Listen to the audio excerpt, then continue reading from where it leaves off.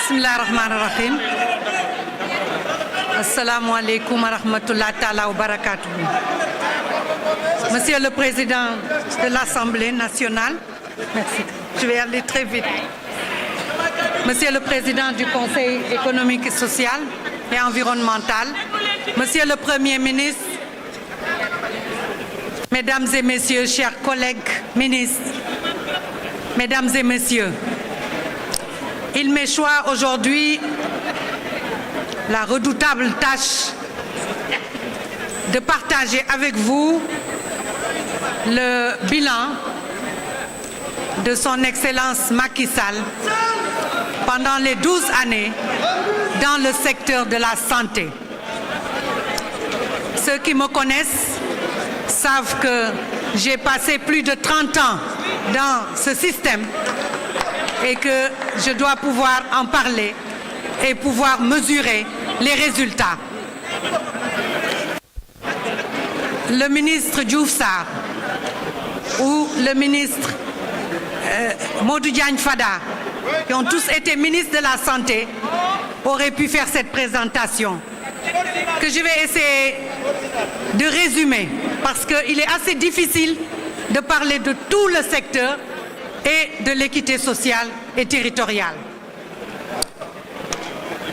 Mesdames et Messieurs, lorsqu'on veut évaluer des résultats, on se base sur un référentiel.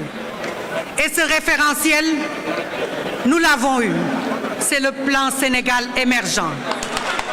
Ce plan Sénégal émergent qui a placé en l'axe 2 la santé et la protection sociale. Mesdames et Messieurs, l'action de son Excellence a commencé par la carte sanitaire, c'est-à-dire l'accès aux soins pour les populations partout où elles se trouvent. C'est ainsi que durant son magistère, 300 postes de santé ont été construits sur l'ensemble du territoire. 18 centres de santé, 9 nouveaux hôpitaux ont été construits. Et en tant que présidente du conseil départemental, je puis vous dire que l'équité territoriale a été respectée, puisque les 3 nouvelles régions que sont Sédhiou, Kaffrine et Kédougou ont été dotées d'hôpitaux de nouvelle génération, de dernière génération, qui aujourd'hui n'ont rien à envier à des hôpitaux nationaux. Ceci a permis la capacité litière. Les populations n'ont plus besoin de quitter leur région, que ce soit la Casamance, que ce soit le Fouta, que ce soit la région, le Nord, tout le Nord, n'ont plus besoin de quitter leur région pour venir à Dakar se faire soigner. Nous avons procédé à la réhabilitation, à l'accélération et à la construction des hôpitaux. Celui de Fatick, celui de Ziguinchor, celui de Matam, celui de Agnam. Sédhiou aujourd'hui a un hôpital flambant neuf de 150 lits qui a coûté 20 milliards de francs. Mesdames et messieurs, tout le monde connaît l'hôpital Aristide Le Dantec. Cet hôpital Aristide Le Dantec aujourd'hui sur site va devenir un hôpital de niveau 4 pour un coût de 91 milliards de francs CFA, avec 660 lits de capacité, plus d'une vingtaine de spécialités. Mesdames et messieurs, pour la référence et la contre-référence, 100 ambulances ont été acquises pendant ces années, ces 12 années. 5 hôpitaux de référence aujourd'hui appliquent la télémédecine. À partir de Dakar, on peut conduire une intervention chirurgicale dans les régions sans quitter, et les spécialistes sont là, ici, dans ces hôpitaux. Mesdames et messieurs, des projets en cours. Aujourd'hui, ce qu'ils souhaitent, ce qu'on a souhaité, c'est qu'il y ait un hôpital de nouvelle génération dans toutes les régions, dans tous les départements. Et c'est le cas. L'hôpital Seydi El Hadji Malick Sy, pour un coût de 46 milliards, va être construit. L'extension de l'hôpital Matlaboul Fawzeyni de Touba a été réalisée. L'hôpital de Ourossogui est en cours. L'hôpital de Thiès est en cours pour 800 millions.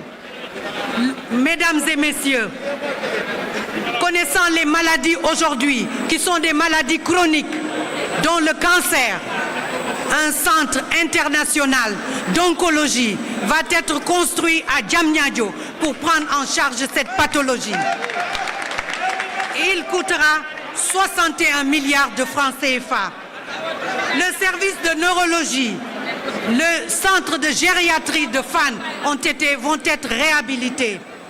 Mesdames et messieurs, la prise en charge des urgences grâce au SAMU ne sera plus un mauvais souvenir, puisque aujourd'hui, il est aujourd'hui dans les régions de Saint-Louis, de Kaolack et de Touba, vous avez un SAMU. Et vous en aurez dans les autres régions pour décentraliser totalement la prise en charge de l'accueil et des urgences dans le pays.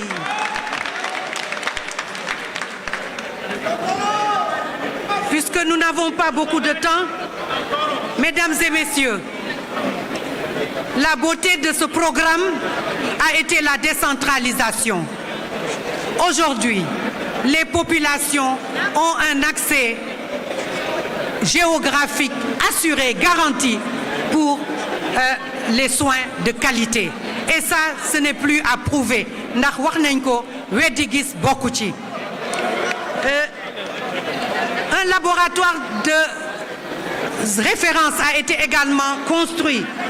Et il y a aujourd'hui des projets de construction d'hôpitaux de niveau 3. Vous savez que les hôpitaux de niveau 3 se trouvaient au niveau national. Aujourd'hui, les jalons sont posés pour la mise en place d'hôpitaux de niveau 3 au niveau régional, pour relever le plateau technique et renforcer ce plateau technique. C'est le cas de Kaolack, c'est le cas de Matam, c'est le cas de Ziguinchor.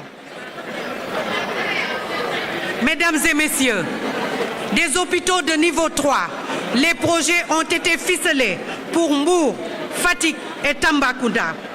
Les travaux de réhabilitation et d'extension de l'hôpital Amadou Sakir Mbaye de Louga, la construction de centres de santé de Jaxaay, de Gandiaye, de Ndiassane et j'en passe.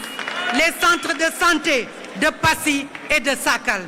On pourrait passer toute une journée à énumérer ces centres de santé et postes de santé qui ont été construits pendant ces 12 années. Mesdames et messieurs, le Sénégal doit être fier d'avoir connu des progrès et des réussites dans la médecine. Vous le savez, depuis quelques années, depuis 2023, le Sénégal peut aujourd'hui procéder à la greffe et à la transplantation rénale. Le Sénégal est en mesure de faire de la greffe osseuse pour lutter contre le cancer du sang. Un des pays d'Afrique de l'Ouest, le seul à pouvoir le faire. Mesdames et messieurs, nous nous acheminons aujourd'hui vers la transplantation, vers la greffe de la cornée. Tout ceci, a pu être réalisé grâce aux investissements qui ont été faits dans le système de santé pendant ces 12 années. Mesdames et messieurs, pour avoir des soins de qualité, il faut également des médicaments. Et pour cela, il faut que le Sénégal s'inscrive dans la souveraineté pharmaceutique, un des projets phares du PSE. Et l'objectif était en 2035 de faire en sorte que le Sénégal n'importe plus de médicaments et puisse fabriquer 50% de ces médicaments au Sénégal. Et pour cela, l'agence de réglementation pharmaceutique a été mise en place pour l'homologation des médicaments, le contrôle de qualité des médicaments, la lutte contre le marché illicite des médicaments. Tout ceci pour permettre vraiment au système de santé d'offrir des soins de qualité à côté des soins médicaux. Mesdames et messieurs, vous avez entendu parler de ce beau projet qui s'appelle le projet Madiba.